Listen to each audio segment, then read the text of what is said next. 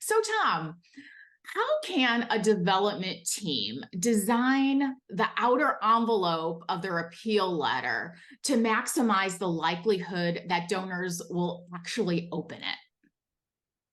Well, Julie, first we need to look at some science. Can I share my screen with you? Absolutely. All right. So here's Dan Hill and his book on motionomics.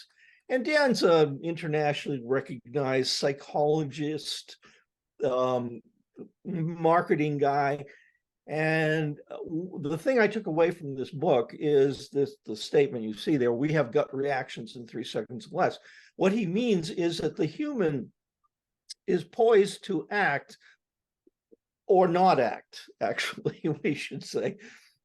Mostly we don't act. And when somebody asks us for a gift, but sometimes we see something there that we have an emotional connection to, and we're perfectly capable of starting to lean toward making a gift within 3 seconds or less. Okay, great. Thank you so much, Tom. Can I show you some envelopes? Because I mean, the thing with both emails and direct mail is that the first obstacle to get past is you must get opened. So let's look at what an envelope might look like. What you're looking at here is Jeff Brooks and his recommendation based on years and years and years and years, hundreds and hundreds, maybe thousands of direct mail packages, that sometimes the envelope that works best, gets most opened, is one with almost nothing on it. So you have your return address, then you have who is it sent to, and I'm pulling this out of my mailbox and going yes, no, mostly no. It's mostly no, no, no, no, no, then the occasional yes. Okay. Now you can use the back of the envelope too. This is an example that was sent down from Toronto, John Lepp, for Veterans Memorial Lodge, which is housing for people who have been in the service, and they're, it's for people without a lot of money. And we know from iMotion studies that people kind of sometimes tend to flip over the envelope.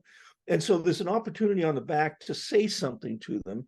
And here, because it's in handwriting and so forth, we're on a mission and need your help. Now, the most important thing there is the language, need your help.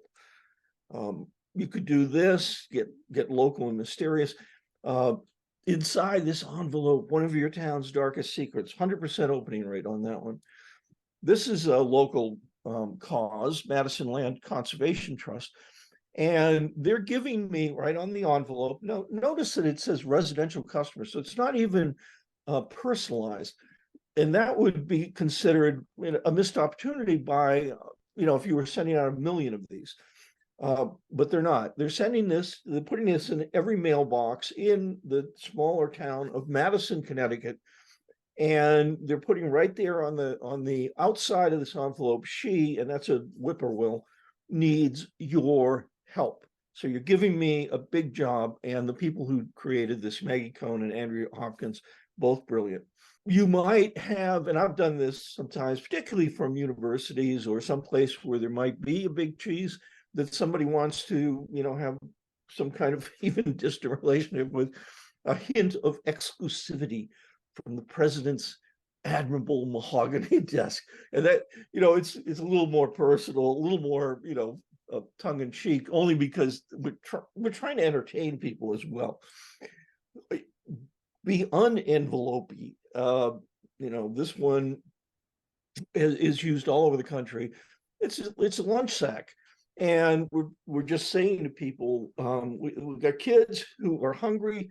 Will you help? You can thank me in advance for making a gift.